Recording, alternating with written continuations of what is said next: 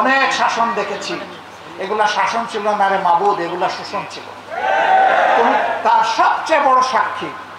আল্লাহ, আমরা সৎ শাসক চাই আর কোরআনের শাসন চাই।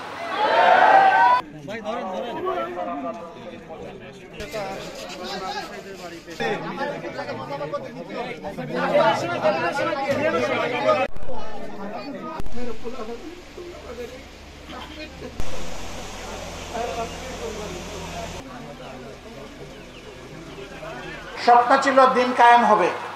হে আল্লাহ, তোমার দিন কায়েম হলে তোমার বান্দাবান্দিরা মন ভরে তোমার গোলামি করতে পারবে। সেই গোলামের সুযোগটা তোমার কাছে আমরা ভিক্ষা চাই। অনেক শাসন দেখেছি, এগুলা শাসন ছিল না রে মাবুদ, এগুলা শোষণ ছিল। তুমি তার সবচেয়ে বড় সাক্ষী।